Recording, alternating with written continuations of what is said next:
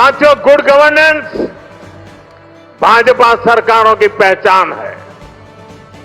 भाजपा सरकारों के लिए जनता जनार्दन ही सर्वोपरि है।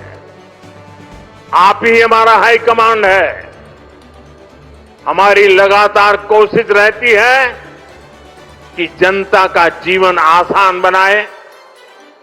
यही हमारी नीतियों में दिखता है, हमारे निर्णयों में दिखता है। हरियाणा में एक समय कांग्रेस सरकारों का था जब बिना खर्ची पर्ची के एक नियुक्ति तक मिलना मुश्किल था, लेकिन हरियाणा में भाजपा सरकार ने लाखों युवाओं को पूरी पारदर्शिता के साथ सरकारी नौकरी दी है। नायब श्री सैनी जी के नेतृत्व में ये सिलसिला लगातार चल रहा है।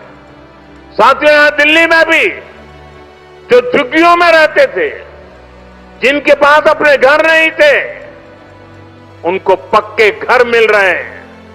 जहां बिजली, पानी, गैस कनेक्शन तक नहीं था, वहां ये सारी सुविधाएं पहुंचाई जा रही है।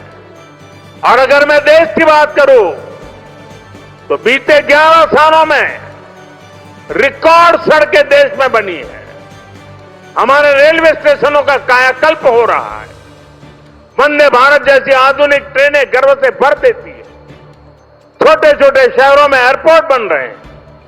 एनसीआर में ही देखिए कितने सारे एयरपोर्ट हो गए हैं। अब हिंडन एयरपोर्ट से भी फ्लाइट कई शहरों को जाने लगी है। नोएडा में एयरपोर्ट भी बहुत जल्द बनकर तैयार होने वाला है।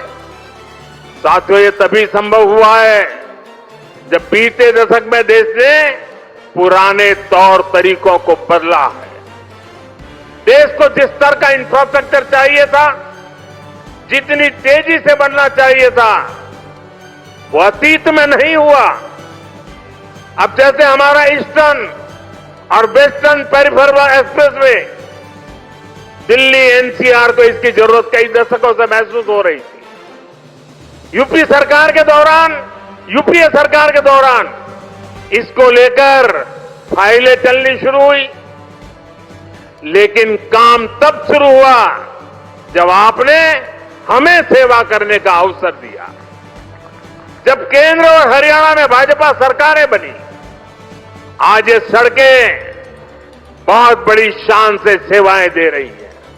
साथियों, विकास परियोजनाओं को लेकर उदासीनता का ये हाल सिर्फ दिल्ली एनसीआर का नहीं था, पूरे देश का था। एक तो पहले इंफ्रास्ट्रक्चर पर बजट ही बहुत कम था। जो प्रोजेक्ट सैंक्शन होते थे वो भी सालों साल तक पूरे नहीं होते थे। बीते 11 सालों में हमने इंफ्रास्ट्रक्चर का बजट 6 गुना से अधिक बढ़ा दिया है। अब योजनाओं को तेजी से पूरा करने पर जोर है। इसलिए आज द्वारका एक्सप्रेसवे जैसे प्रोजेक्ट तैयार हो रहे हैं। और भाइयों बहनों, ये जो इतना सारा पैसा लग रहा है, इससे सिर्फ सुविधाएं नहीं बन रही है, ये परियोजनाएं बहुत बड़ी संख्या में रोजगार भी बना रही है। जब इतना सारा कंस्ट्रक्शन होता है तो इसमें लेबर से लेकर इंजीनियर तक लाखों साथियों को काम मिलता है। जो कंस्ट्रक्शन मटेरियल यूज होता है उससे जुड़ी फैक्ट्रियों में, दुकानों में नौकरियां बढ़ती है। ट्रांसपोर्ट और लॉजिस्टिक्स में रोजगार बनते हैं।